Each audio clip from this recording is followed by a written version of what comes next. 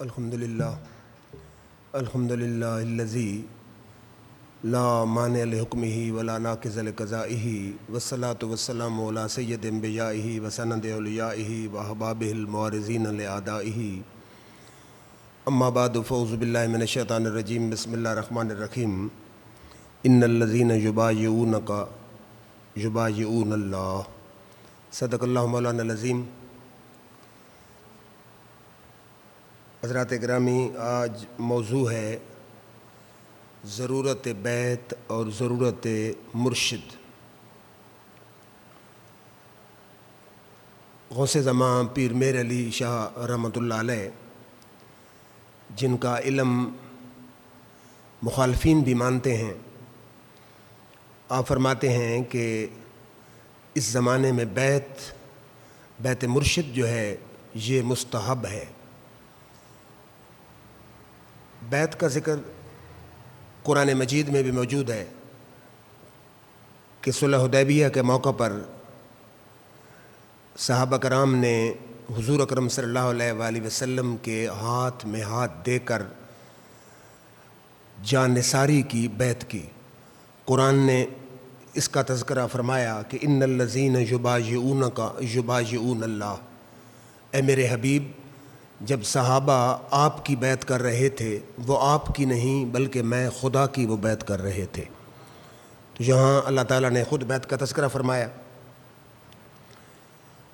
پھر ایک ہے اسلام لانے کے لیے بیعت کرنا، اور ایک ہے تقوی پرہیزگاری پر بیعت کرنا۔ تقوی پرہیزگاری اور برائی سے بچنے پر جو بیعت ہے، اس کی ثبوت بھی قرآن و حدیث میں موجود ہے۔ اب قرآن مجید کی آیت ہے، سورۃ الممتحنہ میں ہے کہ یا ایھا النبی، اللہ تعالیٰ فرماتا ہے کہ اے میرے نبی، اذا جاءت المؤمنات، جب آپ کے پاس مومن عورتیں آئیں، یبایعنک، وہ بیعت کرنا چاہیں، کس بات پر؟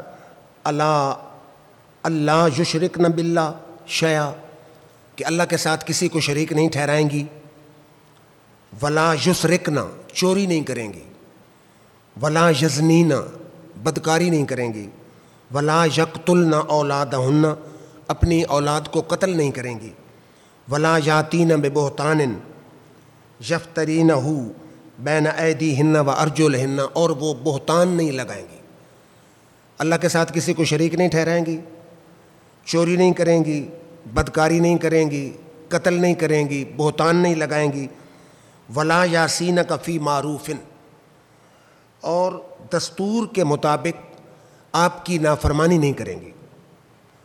تو اللہ تعالیٰ فرماتا فبایعہن، اے میرے حبیب ان عورتوں کو بیعت کر لیں، ان کو بیعت کا شرف عطا فرمائیں۔ یعنی اگر آپ کے پاس صحابیات مومن عورتیں آئیں، اب یہ اسلام کی بیعت نہیں ہے، یہ تقوی اور پرہیزگاری کی بیعت ہے، اور اس بات پر بیعت کرنا چاہیں کہ ہم مسلمان تو وہ پہلے ہیں، اذا جاءت المؤمنات، تو مومن تو ہیں، اس سے ثابت ہے۔ اب اللہ تعالیٰ فرماتا ہے کہ اگر وہ اس بات پر بیعت کرنا چاہیں کہ چوری نہیں کریں گی، قتل نہیں کریں گی، بدکاری نہیں کریں گی، اور آپ کی جو آپ اچھے باتوں کا حکم دیتے ہیں اس میں نافرمانی نہیں کریں گی، تو فبایعہن، ان کی بیعت کریں، واستغفر لہن اللہ، اور ان کے لیے اللہ سے مغفرت بھی آپ مانگیں۔ ان اللہ غفور الرحیم، بے شک اللہ تعالیٰ بخشنے والا اور مہربان ہے۔ پھر قرآن مجید کی آیت ہے کہ یا ایھا الذین آمنوا اتقوا اللہ وابتغوا الیہ الوسیلہ۔ یا ایھا الذین آمنوا، اے وہ لوگوں جو ایمان لائے ہو، یا ایھا الذین آمنوا اتقوا اللہ، اور تقوی اختیار کر چکے ہو، ایمان لا چکے ہو اور تقوی اختیار کر چکے ہو۔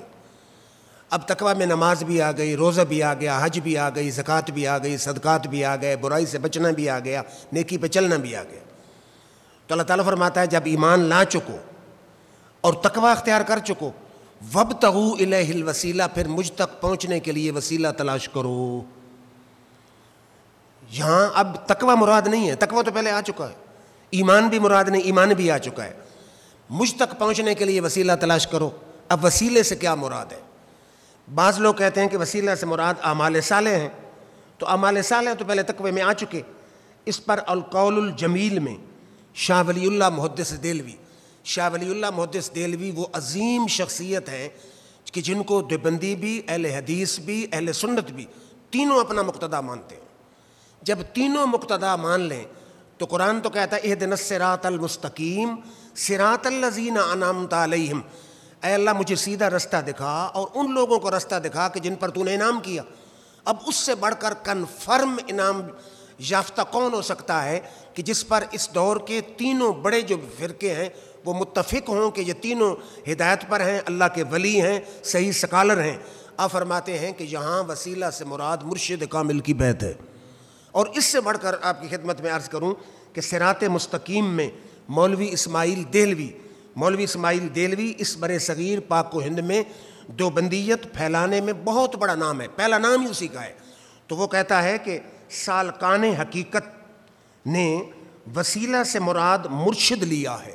سالکان حقیقت نے وسیلہ سے مراد مرشد لیا ہے کہ حقیقی کامیابی اور کامرانی حاصل کرنے کے لیے مجاہدہ اور ریاضت سے پہلے تلاش مرشد ضروری ہے.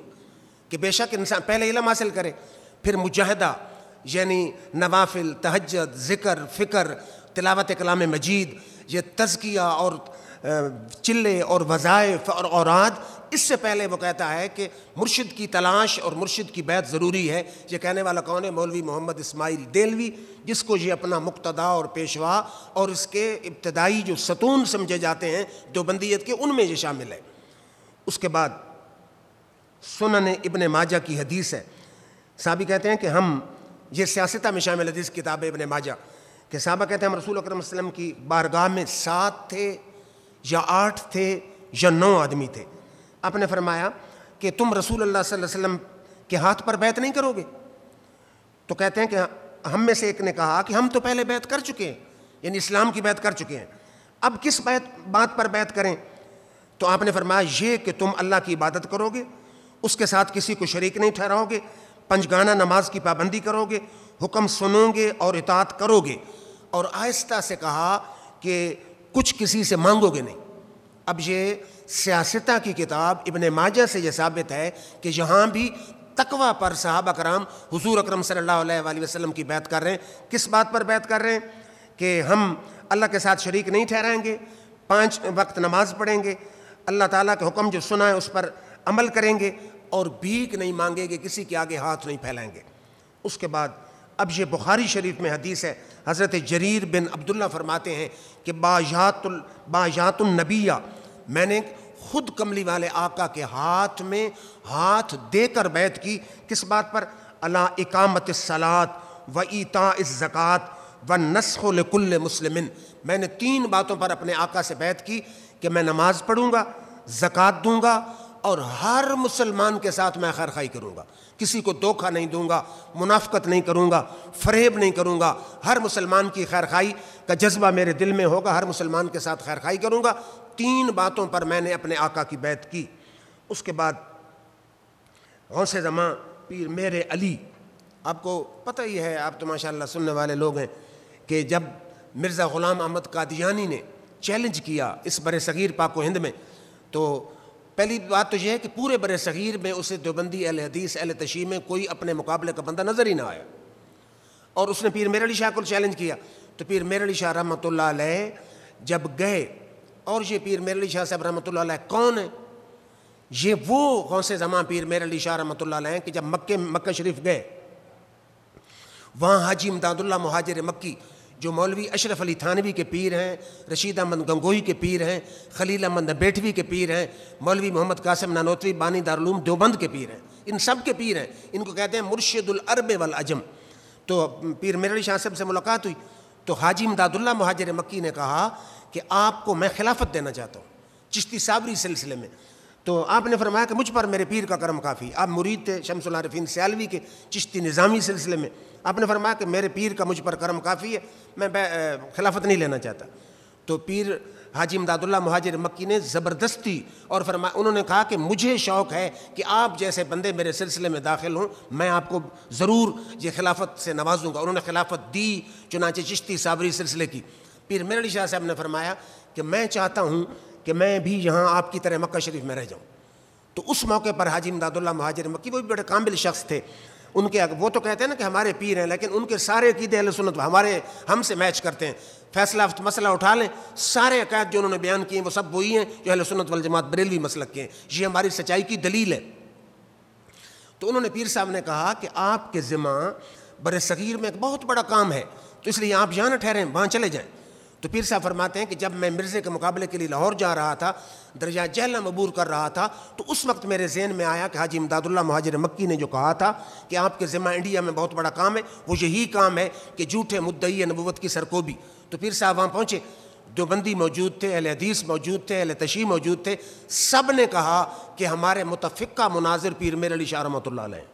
تو آپ خود سوچیں کہ جب ان کے اکابرین نے یہ کہا کہ ہمارے متفقہ قائد ہیں، تو وہ کس علم کے کس مقام پر ہوگا شخص. اور پھر یہ معمولی بات نہیں، اب وہ صرف مولوی نہ تھے، اللہ نے ان کو ولایت کی نظر بھی عطا فرمائی تھی، بلی یہ کامل بھی تھے اور وہ مادرزاد ولی تھے. وہاں پہنچے تو آپ نے ساری بات سنی ہے، اشارہ دے رہا ہوں. تو مرزے نے کہا کہ مناظرہ ہوگا تحریری، یعنی آپ بھی قرآن کی تفسیر لکھیں میں بھی لکھوں. آپ نے فرمایا یہ تو کوئی مقابلہ نہیں. تقریری سے وہ گھبراتا تھا نا کہ پیر صاحب تو 1 منٹ میں مجھے لاجواب کر دیں گے، تحریری مناظرہ ہوگا. آپ نے فرمایا تحریری کیا ہے؟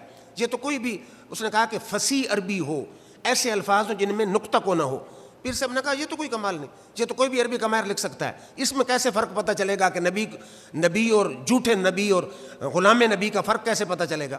تو اس نے کہا آپ کیا چاہتے ہیں؟ آپ نے فرمایا میں چاہتا ہوں کاغذ قلم تو بھی رکھ میں بھی رکھوں، جس کا قلم خود لکھے وہ سچا نہیں تو جھوٹا. اب یہ ہے کرامت، اتنا صاحب کرامت شخص. اور پھر جب اس نے بھاگ گیا اس بات سے، پھر اس نے کہا چلو مبالہ کرتے ہیں. مبالہ کیا ہے کہ ایک نابینا اور ایک لولا لنگڑا لاتے ہیں، آپ بھی دعا کریں میں بھی دعا کرتا ہوں، جس کی دعا سے اپاہج لولا لنگڑا اور نابینا صحیح ہو وہ سچا ہے. آپ کی دعا سے صحیح ہو تو آپ سچے ہیں، میری دعا سے صحیح ہو تو میں سچا ہوں. پیر صاحب نے کہا یہ تو کوئی مقابلہ نہیں. نابینا اور لولا لنگڑا تو بعض دفعہ ڈاکٹر کی دوائی سے بھی صحیح ہو جاتا ہے، بعض دفعہ نظر پیچھے موجود ہوتی ہے، تھوڑا سا علاج ہوتا ہے صحیح ہو جاتا ہے، یہ تو واضح بات ہے. تو اس نے کہا آپ کیا چاہتے ہیں؟ آپ نے فرمایا میں چاہتا ہوں 2 مردے لائے جائیں، تم بھی کم بزن اللہ کہو میں بھی کم بزن اللہ کہتا ہوں. جس کے کم بزن اللہ کہنے سے مردہ زندہ ہو جائے وہ سچا دوسرا جھوٹا. اب مرزا لاجواب ہو گیا. تو اس مقام پر پہنچا ہوا شخص، اب آپ خود سوچیں کہ اس کی باتیں کتنی ہمارے لیے حجت ہوگی. پیر صاحب فرماتے ہیں کہ بیت طریقت مروجہ جو اس وقت بیت رائج ہے، جس کی لوگ بیت کرتے ہیں، فی زمانے ہی سنت ہے. آپ فرماتے ہیں اس کو بدعت اور ناجائز نہیں کہنا چاہیے. پیر صاحب فرماتے ہیں میرے نزدیک یہ سنت ہے. اور آن حضرت صلی اللہ علیہ وسلم نے تقوی اقامت اسلام پر بیعت فرمائی ہے، جو بات میں ابھی عرض کر چکا ہوں کہ تقوی پر، اسلام کو قائم کرنے پر حضور نے خود بیعت فرمائی ہے. چنانچہ انصار کی عورتوں سے، پیر صاحب ایک اور حدیث کا حوالہ دیتے ہیں، انصار کی عورتوں سے نوح نہ کرنے، بین نہ کرنے، اور فقراء مہاجرین سے لوگوں سے کسی چیز کا سوال نہ کرنے پر حضور صلی اللہ علیہ وسلم نے خود بیعت فرمائی ہے. پیر صاحب فرماتے ہیں کہ یہ تقوی پر جو آج پیران عظام اپنے مریدوں سے بیعت لیتے ہیں کہ نیکی کریں گے، تقوی کریں گے، برائی کی طرف نہیں جائیں گے، نماز روزے حج زکوٰۃ پر کاربند رہیں گے، یہ کوئی بدعت نہیں ہے بلکہ یہ سنت سے ثابت ہے. اور حضور اکرم صلی اللہ علیہ وآلہ وسلم نے مہاجرین و انصار سے کسی سے سوال نہ کرنے پر اور انصار کی عورتوں سے بین نہ کرنے پر خود بیعت فرمائی ہے. اس کے بعد پیر صاحب ایک دن، بڑی خوبصورت واقعہ، دلچسپ واقعہ، پیر صاحب بیٹھے تھے، ایک مولوی صاحب آ گئے. اس نے کہا جی میری بیعت تو حضور کے ساتھ ہے، رسول اللہ کرم صلی اللہ علیہ وسلم کے ساتھ ہے. پیر میر علی شاہ صاحب نے فرمایا کہ یہ درست ہے کہ ہر ایک آدمی کی اصل بیعت تو حضور صلی اللہ علیہ وسلم کے ساتھ ہے. آپ نے فرمایا یہ جو داتا علی حجویری کو اس بات کا پتہ نہیں تھا کہ میری اصل بیعت تو حضور اکرم صلی اللہ علیہ وسلم کے ساتھ ہے، میں اپنے پیر کی کیوں بیعت کر رہا ہوں؟ آپ نے فرمایا شمس العارفین سیالوی کو پتہ نہیں تھا کہ میری اصل بیعت تو حضور صلی اللہ علیہ وسلم کے ساتھ ہے، میں شاہ سلیمان توسوی کی کیوں بیعت کر رہا ہوں؟ آپ نے فرمایا شاہ سلیمان توسوی کو پتہ نہیں تھا کہ میری اصل بیعت تو حضور صلی اللہ علیہ وسلم کے ساتھ ہے، مجھے خواجہ نور محمد مہاروی کے ساتھ بیعت کرنے کی کیا ضرورت ہے؟ جب آپ نے تقریر فرمائی نا، وہ اتنا متاثر ہوا، اس نے کہا حضور مجھے ابھی اپنی بیعت فرما دیں. تو وہ جو علامہ صاحب تھے ان کی کھوپڑی میں بھی یہ بات آ گئی کہ وہ بیعت اور ہے، آج جو بیعت کرنا ہے یہ اس بات پر وعدہ کرنا ہے اپنے پیر کامل کے ساتھ کہ یہ تو آج کل لوگوں نے بنا لیا ہے نا کہ اولاد نہیں ہوتی تو بیعت کر لیں، کوئی مشکل ہے ملازمت نہیں لگتی تو بیعت کر لیں. یہ کسی عالم نے، کسی ولی نے یہ مقصد بیعت کا نہیں لکھا. بیعت کا مقصد یہ ہے کہ دل کا تزکیہ ہو، انسان گناہوں سے بچے، برائیوں سے باز رہے، فرائض پہ کاربند ہو، واجبات پہ کاربند ہو، سنن پہ کاربند ہو، پیر اسے کہے کہ اگر نماز پڑھے گا، روزہ رکھے گا، حج کرے گا، زکوٰۃ دے گا، حرام سے بچے گا، حلال کمائی کرے گا تو تیرا میرا تعلق ہے، ورنہ تیری میری کوئی بیعت ہے ہی نہیں۔ اور ہمارے نزدیک اہل سنت کا عقیدہ ہم سے بہتر کوئی نہیں بیان کر سکتا۔ کیا ہے کہ پیر وہ ہے جو نہ نوٹ مانگے، نہ ووٹ مانگے، نہ روٹ مانگے، نہ لالچ رکھے، کہے دل دے جاؤ، کلی کر کے میں واپس کر دوں گا، ہم اس کو پیر کہتے ہیں۔ ہر ایرے غیرے نتھو خیرے کو ہم پیر نہیں کہتے۔ پیر وہ ہے جو کچھ نہ مانگے، صرف کہہ کہ دل دو، میں تمہارے دل کو کلی کر کے پالش کر کے واپس کروں گا، جس میں تمہیں اپنے نور خود نظر آ رہا ہوگا۔ پھر توجہ فرمائیے کہ ایک بیعت کا مقصد یہ بھی ہے کہ بزرگوں کی نسبت حاصل ہو جائے، صالحین کی نسبت۔ اب قرآن میں اللہ تعالیٰ نے بڑا واضح فرمایا کہ یا ایھا الذین آمنوا اتقوا اللہ، یہاں پھر ایمان بھی آ گیا، تقویٰ بھی آ گیا۔ وکونوا مع الصادقین، اے ایمان والو جب ایمان لا چکو، تقویٰ اختیار کر چکو تو مجھ تک پہنچنے کے لیے، میرے قرب کے لیے، معرفت کے لیے کافی نہیں، وکونوا ہو جاؤ مع الصادقین، صادقین سچے لوگ، اللہ کے نیک بندے، ولی جو ہیں، جو 24 گھنٹے رب رب کرتے ہیں، ان کی صحبت میں وقت گزارو۔ کونوا مع الصادقین، سچوں کی معیت اختیار کرو، سچوں کی سنگت اختیار کرو، سچوں کا قرب حاصل کرو، سچوں کے ساتھ دوستی لگاؤ، سچوں کی بیعت کر لو۔ پھر توجہ فرمائیے، حضرت بابو جی رحمۃ اللہ علیہ، پیر میر علی شاہ صاحب رحمۃ اللہ علیہ کے بیٹے قبلہ باب محی الدین، ان کو کہتے ہیں بابو جی رحمۃ اللہ علیہ، یہ بھی کوئی معمولی شخصیت نہیں ہے۔ شورش کاشمیری دیوبندی مکتب فکر کا بہت بڑا آدمی تھا، سیاسی لیڈر بھی رہا ہے۔ وہ کہتا ہے کہ میں ویسے تو پیروں کا قائل نہیں، لیکن بابو جی رحمۃ اللہ علیہ کی عظمتوں کو میں بھی سلام کہتا ہوں۔ ختم نبوت میں جو پیر صاحب نے کام کیا نا، حیران ہو گیا۔ اس نے کہا اس قسم کے پیروں کو تو ہم بھی سلام عقیدت پیش کرتے ہیں۔ وہ قبلہ بابو جی آپ فرماتے تھے کہ نسبت اچھی ہر کام اچھا، نسبت اچھی ہر کام اچھا، آغاز اچھا انجام اچھا۔ اور اس نسبت کی آپ کو پتہ ہے نا کہ نسبت کی کتنی اہمیت ہے۔ اب ایک لکڑی ہے، اس میں سے لیٹرین کا دروازہ بھی بنتا ہے، اسی درخت کی لکڑی سے، اسی درخت کی لکڑی سے قرآن کا رحل بھی بنتا ہے۔ اس کو لوگ چوم رہے ہیں، اس کو لوگ ہاتھ لگانا بھی گوارا نہیں کرتے۔ تو نسبت پتہ نہیں کسی چیز کو کہاں سے کہاں تک پہنچا دیتی ہے۔ اب پتھر ہے نا حجر اسود، کیا جنت کا پتھر ہے؟ پتھر کی کیا حیثیت ہے؟ حضرت عمر فاروق چومنے لگے، آپ نے فرمایا حجر اسود تجھے پتہ ہونا چاہیے، اگر میرے آقا نے تجھے نہ چوما ہوتا تو میں کبھی نہیں چومتا۔ میں اس لیے چوم رہا ہوں کہ میرے آقا نے تجھے چوما ہے، تیرے نسبت میرے آقا کے ہونٹوں سے ہو گئی ہے، اس لیے عمر تیرے بوسے لے رہا ہے، ورنہ مجھے پتھر کو چومنے کی کیا ضرورت تھی۔ اور پھر علماء کہتے ہیں کہ حضور کی نالین، جو جوتا جو طائف کے چمڑے سے، طائف کے کسی جانور کے چمڑے سے بنا ہوا تھا، جب آپ معراج کی رات گئے تو عرش بھی آپ کے جوتے کو چوم رہا ہے۔ اب دیکھیں نا، طائف کے جانور کے چمڑے کی کوئی حیثیت ہے؟ کوئی حیثیت ہی نہیں، لیکن حضور کے قدموں سے لگا عرش پر جا رہا ہے، عرش حضور کے جوتے کو چوم رہا ہے۔ اور حضور صلی اللہ علیہ وسلم کے جسم کے ساتھ جو کپڑے تھے، کسی بھی وہ کیا کہتے ہیں پاولی جو اس دور کے ہوتے ہیں کہ انہوں نے وہ سوت سے بنائے ہوں گے، تو وہ کپڑے جو حضور کے جسم عطر کے ساتھ تھے، حضور کے جسم کی برکت سے سدرہ سے ہو کے آئے، رب کے قرب سے ہو کے آئے، رب کے انوار و تجلیات سے ہو کے آئے۔ تو نسبت جو ہوتی ہے وہ کہاں سے کہاں پہنچا دیتی ہے۔ اور پھر شاہ عبدالحق صاحب جو ان کے پیر بابو جی صاحب رحمۃ اللہ علیہ کے بیٹے ہیں، آپ نے بھی بڑی اچھی مثال دی۔ آپ فرماتے ہیں کہ گندے نالے اور نالیاں گندا پانی لے کر جب سمندر میں پہنچ جاتی ہیں تو سمندر کی برکت سے سارا پانی صاف ہو جاتا ہے۔ تو یہ جب تک سمندر تک پہنچتی نہیں تو غلیظ ہوتی ہیں، گندی ہوتی ہیں۔ جب سمندر میں ان کا پانی پہنچ جاتا ہے تو سمندر کی برکت سے نالے اور نالیاں اور گندے پانی بھی صاف و پاک اور شفاف ہو جاتے ہیں۔ مولانا روم جن کو اقبال بھی سلام عقیدت پیش کرتے ہیں، بہت بڑا نام ہے۔ آپ فرماتے ہیں کہ اے تن آلودہ بگرد حوض گرد، پاک کہ گردت بغیر حوض مرد۔ آپ فرماتے ہیں کہ اے جسم جس کا آلودہ ہے گناہوں سے، برائیوں سے، تو حوض کے قریب آ۔ اور فرماتے ہیں کہ بغیر حوض میں غسل کیے مرد کیسے پاک ہوتا ہے۔ وہ اشارہ دے رہے ہیں نا کہ جیسے حوض میں غسل کے بغیر بندہ پاک نہیں ہوتا، اس طرح پیر کامل کے قرب کے بغیر انسان گناہوں سے پاک و صاف نہیں ہو سکتا۔ پھر توجہ فرمائیے، مولوی اشرف علی، اور کوئی فائدہ ہی نہ ہو، مراتب بلند نہ ہوں، ورد و وظائف بھی نہ ہوں، پیر کے تعلق کا ایک فائدہ یہ بھی ہے کہ پیر کامل وقت موت اور وقت قبر اس کی جو نا امداد ضرور کرے گا. ہماری کتابوں کو چھوڑ دیں, مولوی اشرف علی تھانوی ان کو کہتے ہیں حکیم الامت علماء دیوبند, ہماری امت کا حکیم ہے. خود سوچیں اس کتنے بڑے پائے کا آدمی ہوگا, بڑا مصنف ہے, بڑا ان کا محقق ہے. وہ کہتا ہے کہ اور یہ بھی آپ دیکھیں نا کہ اگر 50-100 سال پہلے چلے جائیں تو سارے تھے یہ اہل سنت کے عقیدے کے, اور جو قدیم دیوبندی ہیں ان کے اور ہمارے عقائد میں تو معمولی فرق ہے. اولیاء اللہ کے فیض کے قائل ہیں, قبور کے فیض کے قائل ہیں. اب وہ فرماتے ہیں کہ اپنا حج اس کا غوث اعظم کو دھوبی مر گیا. یہ لکھنے والا مولوی اشرف علی تھانوی, الفاظات شومی اس کی کتاب ہے. قبر میں پہنچا, فرشتوں نے اٹھا کے بٹھا دیا, مر ربوں کا, ما دینوں کا, ما کنت تقول فی ھذا الرجل. اس نے کہا مجھے کسی سوال کے کوئی جواب نہیں آتے, مجھے اتنا پتا ہے کہ میں تو غوث اعظم کے کپڑے دھوتا رہا ہوں. اب فرشتوں نے اللہ سے رابطہ کیا, اللہ نے فرمایا ہم نے غوث کے صدقے اس کو بلا حساب و کتاب بخش دیا. غوث کے صدقے بلا حساب و کتاب بخش دیا ہے.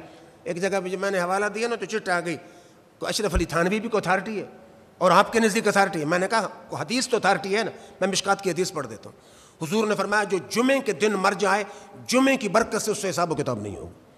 اگر جمعے میں اتنی برکت, جمعہ کیا ہے ایک دن ہے, اگر دن میں اللہ برکت رکھ سکتا ہے, اپنے نبی ولی میں برکت رکھ دے تو کوئی اعتراض کرنے والا ہو سکتا ہے؟ یعنی جمعہ ایک دن ہے نا, تو جمعے کی رات مر جائے تو حساب و کتاب نہیں. اور پھر بخاری کی حدیث ہے, ایک انتہائی گناہگار عورت مر گئی, کسی نے پوچھا مرنے کے بعد خواب میں, سنا کیا حال ہے؟ اس نے کہا اللہ نے بخش دیا. کیوں بخشی گئی؟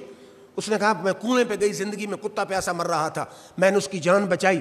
قبر میں پہنچی, فرشتوں نے کہا الہ العالمین فرماتا ہے تھی تو دوزخ کے قابل, لیکن تو نے میری مخلوق پر رحم کیا, جہاں ہم نے تجھ پر رحم کر دیا. اللہ اتنا رحیم ہے کہ اس کی نجس اور پلید مخلوق کتے پر اگر کوئی رحم کرے اللہ اس کو بخش دیتا ہے, اور اس کے محبوبوں سے تعلق بنا لے تو پھر اللہ معاف کر دے, تو اس پر کیا اعتراض ہو؟ معاف کرنے والا تو اللہ ہے, کسی بھی بات پر معاف کر سکتا ہے. بہرحال, اور ہیں منظور حسین ملتانی تھے کہ بلا بابو جی, یہ مہر منیر میں سارے واقعات ہیں. بابو جی صاحب کے کو خواب میں دیکھا ان کے مرید نے, اس نے پوچھا جی آخرت میں نجات کے لیے کوئی آسان نسخہ بتائیں. تو آپ نے فرمایا کہ اللہ والوں کی نسبت سب سے آسان نسخہ ہے, تم ان کی صحبت میں بیٹھو, ان سے تعلق رکھو, ان سے دوستی رکھو, یہ آخرت میں کامیابی اور نجات کے لیے سب سے آسان نسخہ ہے. نسبت کی بات ہے نا, قدسی شاعر ہے ایران کا, وہ کہتا ہے کہ نسبت خود بسقط کردم و منفعلم, کہتا ہے یا رسول اللہ میں اپنی نسبت آپ سے تو نہیں, آپ کے کتے کے ساتھ کر رہا ہوں اور میں خوش ہوں. زاں کے نسبت بسگے کوئے تو شد بے ادبیست, کہتا ہے کہ آپ کے کتے سے نسبت بھی مجھے مناسب نہیں لگتی کہ یہ بھی بے ادبی ہے, میں کہاں کہاں آپ کے در کا کتا. اور پھر پیر مہر علی شاہ سے فرماتے ہیں میں ہوواں سگ مدینے دی گلیدہ, اے مرتبہ ہے ہر کامل ولیدہ. یعنی ہر ولی یہ سمجھتا ہے کہ حضور کے در کے کتوں سے بھی نسبت ہو جائے تو میری بخشش کا سامان ہو گیا. اور پھر قبلہ لالا جی حضرت بابو جی صاحب رحمۃ اللہ علیہ کے بیٹے فرماتے ہیں سگے کوئے طیبہ سے ہو جائے نسبت, سگے کوئے طیبہ سے ہو جائے نسبت, ہے مدت سے مشتاق حسرت تمہاری. اور پھر غوث زمان پیر مہر علی شاہ صاحب فرماتے ہیں کہ بیت کا فائدہ کتاب دیکھنے سے حاصل نہیں ہوتا. جو بیت سے فائدہ حاصل ہوتا ہے وہ کتابوں سے حاصل نہیں ہوتا. بیت طریقت سے مقصد کیا ہوتا ہے؟ دل کا اطمینان, اخلاص, شوق, ترک ما سوی اللہ, سنت الہی. اسی طرح فرماتے ہیں کہ اللہ کی سنت اسی طرح جاری ہے. کیسے کہ علماء کے سامنے زانو تلمس طے کرنے کے بغیر علم حاصل نہیں ہوتا. درزی کے پاس بیٹھے بغیر درزی والا کام, کپڑے سینے کا کام نہیں آ سکتا. لوہار کے پاس بیٹھنے کے بغیر تلوار انسان نہیں بنا سکتا. یہ اللہ کی سنت ہے. ویسے اللہ تعالیٰ چاہے تو خود بخود بھی بنا سکتا, لیکن اللہ نے یہ وسیلے بنا دیے ہیں. جب تک عالم کی خدمت میں نہیں آئے گا علم نہیں آئے گا, جب تک درزی کے پاس نہیں بیٹھے گا کپڑا نہیں سی سکے گا, جب تک لوہار کے پاس نہیں جائے گا اسے لوہے سے کوئی اوزار بنانے کی, تلوار بنانے کی سمجھ نہیں آئے گی. مولانا روم فرماتے ہیں ہیچ آہن خود بخود تیغے نشد. آپ فرماتے ہیں کوئی لوہا خود بخود تلوار کبھی نہیں بنا, کوئی بھی لوہا خود بخود تلوار نہیں بنا. فرماتے ہیچ شخص سے خود بخود شیخ نشد, کوئی آدمی خود بخود پیر کامل نہیں بنا. جب تک کسی پیر کامل کے سامنے بیٹھ کر اس سے فیض حاصل نہیں کیا خود کبھی بھی شیخ کامل نہیں بنا. یہ کون کہتا ہے؟ مولانا روم فرماتے ہیں. پھر پیر مہر علی شاہ صاحب مادرزاد ولی تھے.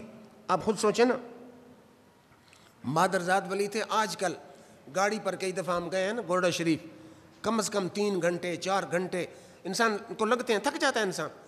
تو میں اکثر سوچتا ہوں کہ گھوڑے پر سوار ہو کر گولڑا شریف سے چلنا، یہ سارا پہاڑ عبور کرنا، پھر جہاں آنا اپنا خوشاب، اور پل نہیں ہوتا تھا، پھر کشتی کے ذریعے عبور کرنا، پھر سیال شریف جانا، یہ ان کی زندگی کا معمول تھا۔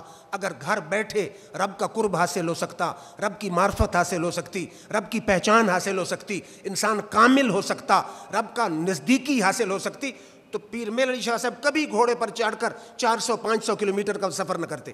پھر شمس العارفین سیالوی جیسا شخص جو پیر میر علی شاہ کا بھی پیر ہے، وہ کبھی بھی توسہ شریف تک اتنی مشکلات گوارا نہ کرتا۔ پھر اگر خود بخود انسان سب کچھ حاصل کر سکتا، اس بیت کی ضرورت نہ ہوتی، تو شاہ سلیمان توسوی رحمۃ اللہ علیہ کبھی بھی مہار شریف تک اتنی دقت اور مشکلات کا سفر نہ کرتے۔ تو یہ دلیل ہے اس بات کی، جب اللہ کے ولی جاتے رہے ہیں تو یہ کوئی بدعت نہیں ہے، بلکہ اس میں انسان کا فائدہ ہے، نسبت حاصل ہو گئی، وقت موت آسان ہو گیا، قبر میں پیر کامل نے کام آنا ہے اور میدان محشر میں کام آنا ہے۔ نام میں لوں تو سینکڑوں نام ہیں اولیاء کرام کے، نقشبندی سلسلے میں، سہروردی سلسلے میں، قادری سلسلے میں، چشتی سلسلے میں، سب نے بیعت کی ہے۔ تو ہمارے لیے اتنی میجارٹی اولیاء امت کی، ان کا بیعت کرنا ہی کافی ہے۔ اب پیر میرے جہاں صاحب سے پوچھتے ہیں کہ پیر ہونا کیسے چاہیے؟ آج کل لوگوں نے چھوڑے ہوئے ہیں نا اپنے ایجنٹ، ان کو پیسے دے کر لے آؤ مرید کراؤ، تو وہ کوئی پیر نہیں۔ پیر کے لیے شرائط ہیں، ہر ایرا غیرہ نتو خیرہ پیر نہیں ہو سکتا۔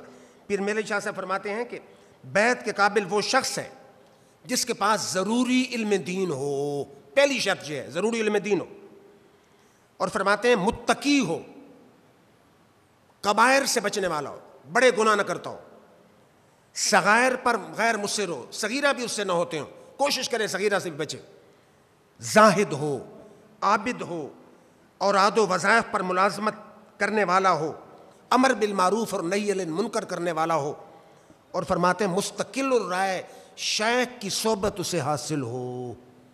علم دین ضروری اسے حاصل ہو، پہلی بات، متقی پرہیزگار ہو، کبائر کے نزدیک یعنی کبیرہ گناہوں کے نزدیک نہ جانے والا ہو، صغیرہ بھی اس سے، اصل تو یہ ہے کہ صغیرہ بھی نہ ہو، اگر ہو جائے تو اس سے توبہ کرے، صغیرہ کے سے کم قریب جائے، فرائض پہ کاربند، واجبات پہ کاربند، سنتوں پہ کاربند، مستحبات پہ کاربند، بلکہ حضور کی حدیث ہے اس کے چہرے کو دیکھا جائے تو رب کی یاد آ جائے۔ کہتے ہیں نا مولانا روم کہ ہر ایرے غیرے کی بیعت نہیں کرنی چاہیے، جیسے پیر میر علی شاہ صاحب نے فرمایا، آپ فرماتے ہیں اے بسا ابلیس آدم روئے است، بسا اوقات ابلیس ہوتا ابلیس ہے، شکل انسان والی بنا کے بیٹھا ہوتا ہے پیر کے روپ میں، پس بہر دست نجاجد داد دست، ہر ہاتھ میں ہاتھ دینا ٹھیک نہیں ہے۔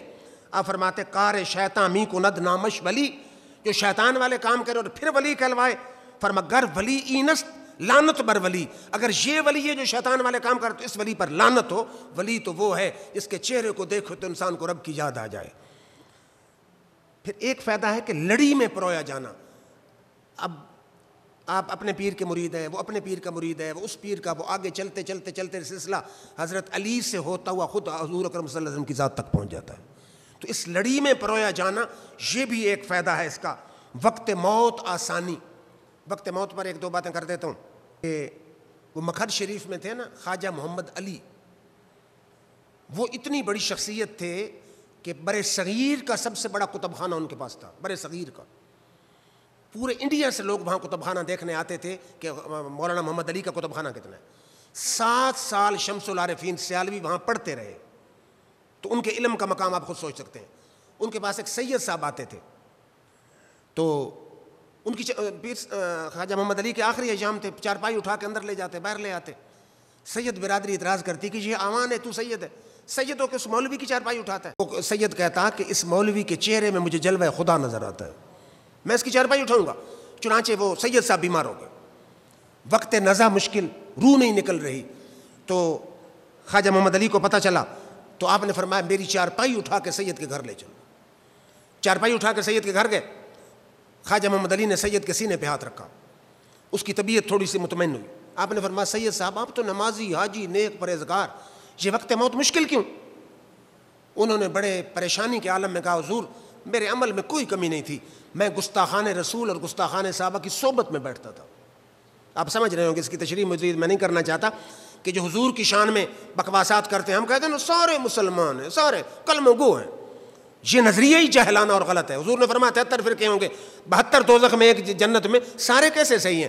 تو میں گستاخان رسول اور گستاخان صحابہ کی صحبت میں صرف بیٹھتا تھا. جہاں گلہ حضور کا گلہ ہوتا تھا، دوسرے لفظوں میں جہاں صحابہ کا گلہ ہوتا تھا، میں وہاں بیٹھتا تھا. آپ نے فرمایا یہ سارا وہی وبال ہے. کچھ دیر آپ نے ہاتھ رکھا، سید صاحب کی روح مطمئن ہو کر اس نے نکلنا شروع کیا. اب خواجہ محمد علی نے ایک جملہ بولا. آپ نے فرمایا لوگ اس وقت کے لیے ہمارے ساتھ تعلق قائم کرتے ہیں، لوگ اس وقت کے لیے ہمارے ساتھ تعلق قائم کرتے ہیں کہ ہماری بیعت، ہمارے تعلق کا ایک فائدہ یہ ہے کہ وقت وصال پیر کامل کی نظر سے آسان ہو جائے. قبر آسان، اور اشرف علی تھانوی کا حوالہ دے چکا ہوں. وقت موت آسان، یہ خواجہ محمد علی کے مرید کا واقعہ ہے. ایک دو واقعات آپ کو سنا لوں کہ مولانا مشتاق صاحب بہت بڑے عالم ہیں، ہمارے طالب علم جانتے ہیں، انوار العلوم ملتان میں شیخ الحدیث رہے. ان کے والد تھے مولانا حافظ غلام محمد، پیر میر علی شاہ صاحب رحمۃ اللہ علیہ کے مرید تھے. تو جب وقت وصال ان کا آیا نا، انہوں نے فرمایا بھائی آگے سے ہٹ جاؤ، مجھے سامنے پیر میر علی شاہ صاحب کی موٹر آتی ہوئی نظر آ رہی ہے. وقت وصال کہتے ہیں کہ مجھے سامنے پیر میر علی شاہ صاحب کی موٹر نظر آ رہی ہے، دوسروں کو نظر کچھ نہیں آ رہا تھا. یہ پیر کامل کا فیض ہے کہ مرید کا وقت وصال ہے اور پیر خود تشریف لا رہا ہے. اور دوسرا واقعہ اس میں لکھا ہے میرے منیر میں کہ مولانا رحمۃ اللہ مہاجر مکی مرید تھے. وقت وصال آیا، فرمایا مجھے گورڑا شریف لے چلو، میں وہیں مروں گا کہ مجھے پیر میر علی شاہ اپنا سبز رومال دکھا رہے ہیں. سبز رومال مجھے نظر آ رہا ہے، میں چاہتا ہوں مروں تو جا کر گورڑا شریف مروں. اور تیسرا ہے حاجی غلام قادر لال کرتی والے، وقت وصال اٹھنے کی کوشش کرتے تھے، بار بار اٹھنے کی کوشش. کسی نے کہا کیوں؟ انہوں نے کہا کہ مجھے یوں نظر آ رہا ہے کہ بابو جی صاحب مجھے نظر آ رہے ہیں، بابو جی صاحب آ رہے ہیں. ادھر وقت وصال ہے، ادھر کہتے ہیں مجھے نظر آ رہا ہے کہ آ رہے ہیں. دوسروں کو نظر نہیں آ رہا تھا، لیکن وقت وصال جس شخص کا تھا اس کو نظر آ رہا تھا کہ میرا پیر میرے سرہانے وقت موت آ رہا ہے. تو اس سے بڑھ کے مدد کیا ہو. اور پھر ہمارے والد ذی وقار، شاید آپ نے سنا ہوگا واقعہ یا نہیں، کہ آپ گئے حضرت استاذ العلماء مولانا طاہر صاحب بنیالوی رحمۃ اللہ علیہ کو لے کر گورڑا شریف، بابو جی صاحب رحمۃ اللہ علیہ جن کو اپنے پرائے مانتے تھے، بیعت کے لیے. تو حالانکہ یہ ریکارڈ ہے، گورڑا شریف سے جتنے تعلق والے ہیں آپ بے شک پتہ کریں، کسی بھی عالم سے پوچھیں، کسی بھی گورڑا شریف سے تعلق والے سے پوچھیں کہ حضرت خواجہ بابو جی رحمۃ اللہ علیہ دوسرے پیروں کی طرح ریوڑیوں کی طرح خلافت تقسیم نہیں کرتے تھے.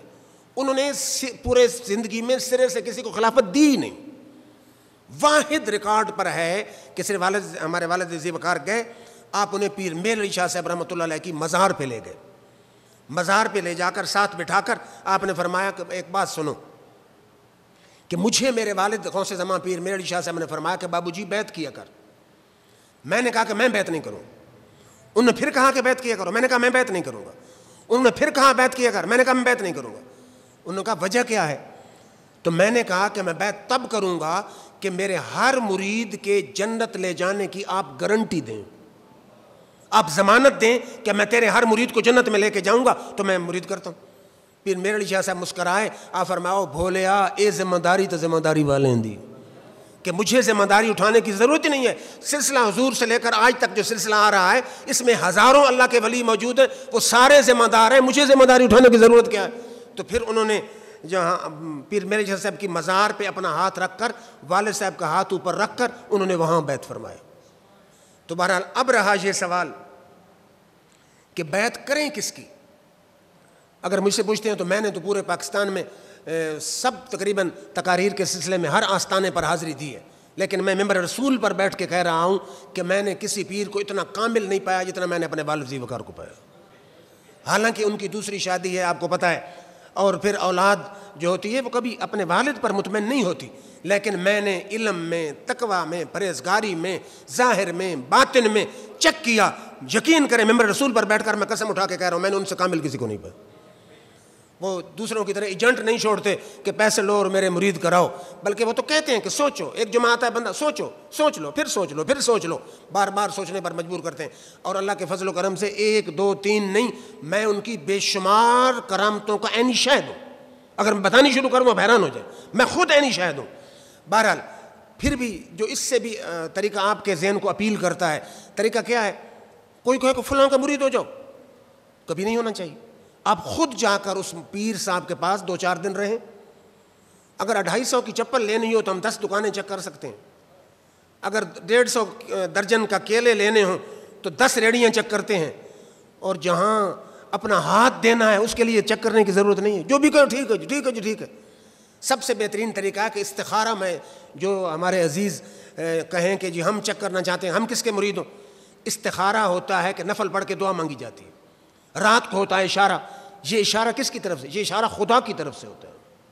اب اس سے بڑھ کے تو کوئی بات ہو ہی نہیں سکتی کہ آپ جن شخصیات سے متاثر ہیں، 2 سے 3 سے 4 سے، ان کا تصور ذہن میں رکھیں، نفل پڑھ کے استخارہ والی دعا پڑھ کے سو جائیں، ایک دن نہیں، دوسرا دن نہیں، تیسرا، ایک نہ ایک دن انشاءاللہ آپ کو اشارہ ہو جائے گا کہ فلاں کی بیعت کر لو۔